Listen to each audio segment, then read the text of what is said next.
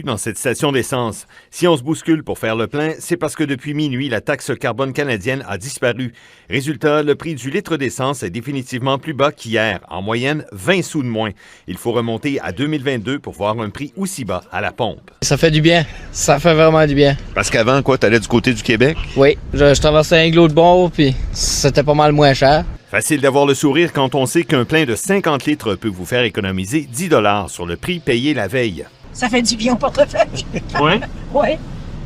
Avant, quoi, vous traversiez au Québec peut-être pour avoir des meilleurs prix? Oui. Là, on peut rester sur le bord du Nouveau-Brunswick.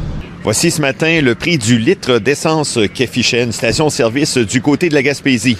Et voici cette fois-ci le prix du même litre d'essence, mais au Nouveau-Brunswick.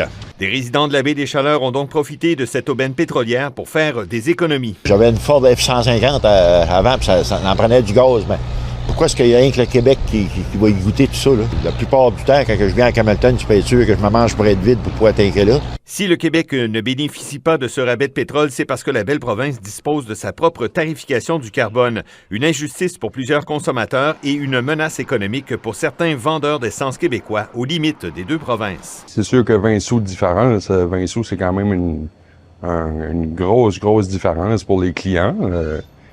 C'est normal pour les gens d'aller où ce qu'on peut sauver. C'est tout à fait normal.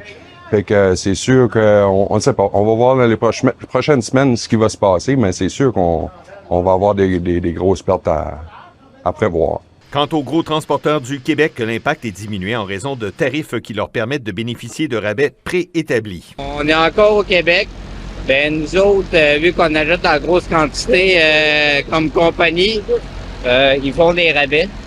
En grosse quantité, les compagnies de truck, il y a déjà des rabais de moins que l'essence normale. Il faudra voir quel sera l'impact à long terme sur la Gaspésie de cette initiative.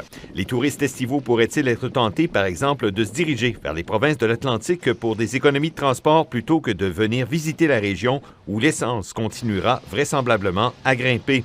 Louis-Philippe Morin, CHAU TVA, Carleton-sur-Mer.